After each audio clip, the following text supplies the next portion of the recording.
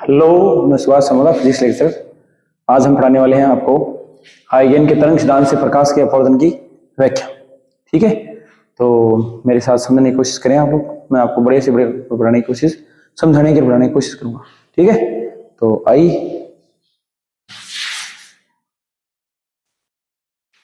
ये कोई एक अपवर्तक पृष्ठ है। क्या है जी? अपवर्तक पृष्ठ M1 M2 ले लेते हैं। ठीक है, और ये कोई आपका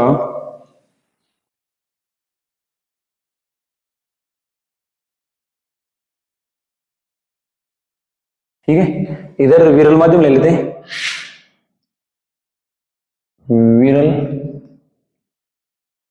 माध्यम, और इसमें ये चाल है, और वो क्या होगी जी? V1 है, और ये सघन माध्यम, माध्यम 2 है। इसमें चाल क्या है जी? प्रकाश क्या है जी? V2 है।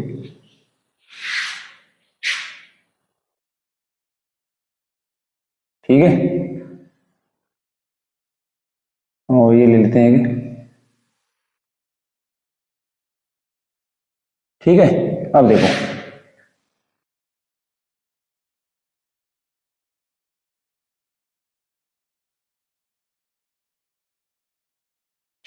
ये A एंड ये B। ठीक है, अब देखो जी, यहां पर भी एक अगर हम खींच देते हैं।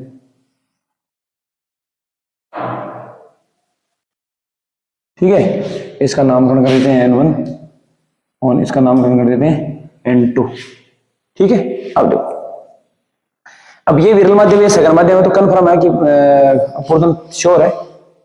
ठीक है, ये अपवर्तक पृष्ठ है, और ये विरल माध्यम सघन माध्यम अगर कोई प्रकाश कण प्रवेश करती है तो अपने मार्ग से विचलित हो जाती है और अभिलंब की ओर मुड़ जाती है वो। तो देखो, ये देखो साहब आप, ठीक है, ये भी देखो इधर। ठीक है, ये बिंदु कर लेते हैं यहां पर हम C। क्या कर लेते हैं जी? ये बिंदु C कर लेते हैं। अब देखो, अच्छा, ये कौन कितना,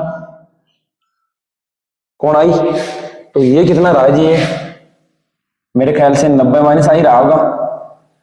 ठीक है, अगर ये 90 माइनस आई तो ये अभिलंब है, पृष्ठ के साथ 90 डिग्री कौन बनाएगा, और 90 में से ये इतना 90 माइनस आई है, तो ये कितना रह गया? मेरे ख्याल से आई रह गया, क्योंकि 90 में से 90 माइनस आई रहेंगे, आई रहेगा। ठीक है,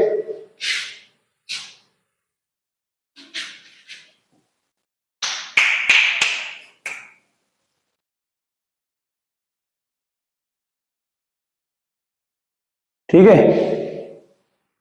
हाँ। अब देखो जी, अब क्या करेंगे, ये दूरी कितनी है? अब देखो, इस माध्यम में प्रकाश की चाल है V1, तो T समय में कितनी दूरी तय करेगा वो? BC बराबर V1T। कितनी दूरी कितनी करेगा? BC बराबर क्या करेगा? V1T दूरी तय करेगा, क्योंकि दूरी बराबर चाल गुणा समय, तो V1 और T। ठीक है, तो ये दूरी आपकी कितनी है? ये है V1T। ठीक है, और उतने समय में बिंदु A भी तो करेगा भाई। बिंदु B है, वो बिंदु B से C तक पहुंचने में T समय में पहुंचने में V1T दूरी तय करता है। कितनी दूरी तय करता है? V1T। तो उतने समय में, मतलब T समय में बिंदु A भी तो दूरी तय करेगा, तो वो कितनी करेगा? तो वो करेगा ये, अब यहां से हम ले लेते हैं, जैसे मान लीजिए ये V2T दूरी तय करेगा भाई, बिंदु A ने V2T दूरी तय करेगा। तो हम क्या करेंगे, प्रकार में V2T त्रिज्या का एक चाप भरेंगे और भरकर बिंदु A पर का एक चाप काटेंगे। ठीक है, जैसे मैंने चाप काट दिया, ये मान लीजिए ये काटती है ऐसे, जैसे ये है, तो जैसे मान लीजिए यहां तक ये कट गया ऐसे। ठीक है, और यहाँ पर बिंदु D अंकित कर दिया। ठीक है जी, और ये देखो साहब, हमने कोई स्पर्शरेखा खींच दी। ठीक है, ये लो साहब। अब देखो, ये कौन कितना? R। ये कितना?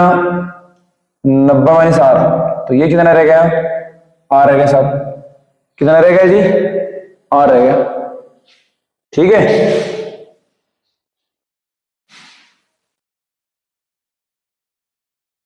ठीक है, ये हो गया साहब।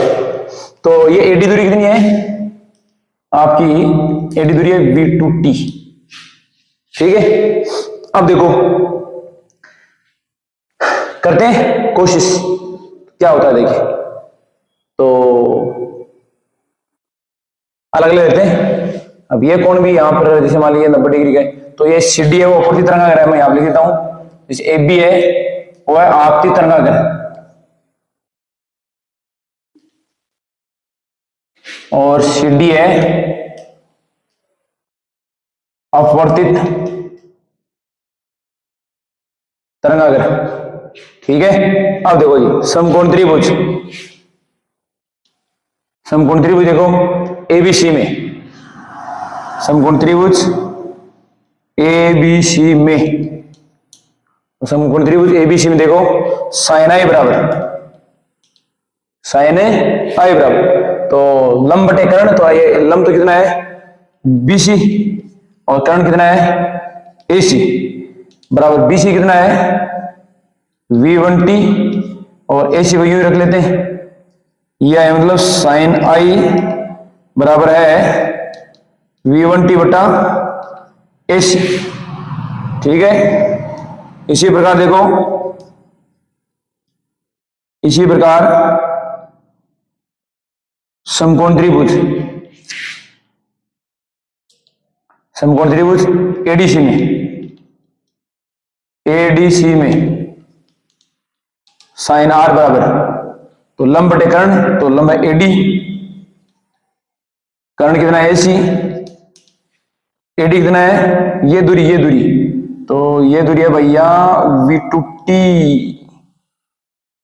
तो यह देगा V2T बटा AC, या sin r बराबर है V2T बटा AC, समीकरण नंबर 2। ठीक है, अब देखिए जी यहां से, ठीक है, तो यहां देखो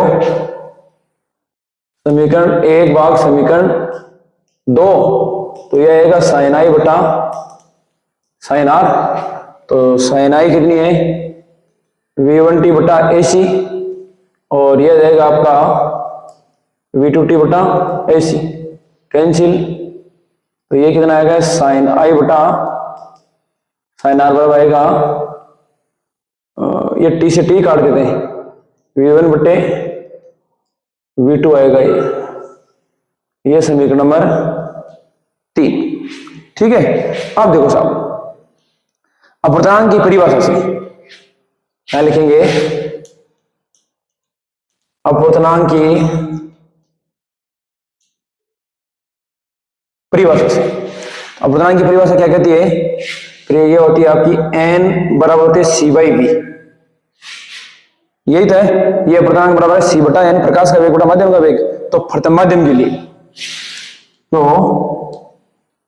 फर्तम माध्यम के लिए तो n1 बराबर क्या जाएगा C बटा V1। ठीक है, एंड दूसरे माध्यम के लिए, दूसरे माध्यम के लिए तो क्या आएगा ये C बटा V2। ठीक है, अब देखो तो इसका नामकरण कर दें, ये 4 एंड ये 5। ठीक है, तो समीकरण 5 भाग समीकरण 4। ठीक है, तो ये आएगा n2 बटा n1 बराबर, ठीक है, तो n2 आपका C बटा V2 और ये आएगा V1 बटा C। ठीक है जी, तो ये C कैंसिल, तो n2 बटा n1 बराबर क्या आएगा जी V1 बटा V2, ये समीकरण नंबर आपका 6 आ गया। ठीक है, तो ये समीकरण 6, ये समीकरण आपका 3, तो 3 समीकरण 3 व 6 से, तो ये आएगा sin i बटा sin r बराबर, तो देखो V1 बटा V2 की जगह हम क्या लिखेंगे n2 बटा n1। ठीक है, बराबर इसको लिखेंगे n2 1। ठीक है, यही स्नेल का नियम है, यही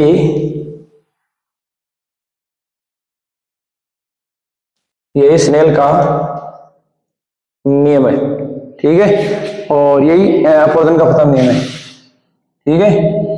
इसे यही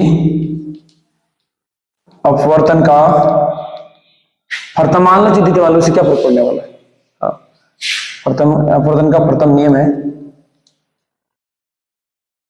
ठीक है। दिस इंप्लाइज आपती तरंगागर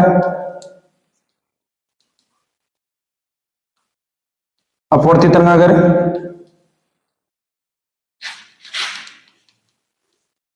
वह अभिलंब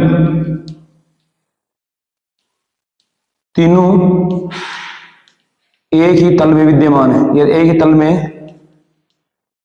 स्थित है, ठीक है। तो यही ये आपका ये दूसरा नियम है। ये क्या है जी, सेकंड नियम है साहब आपका, ठीक है।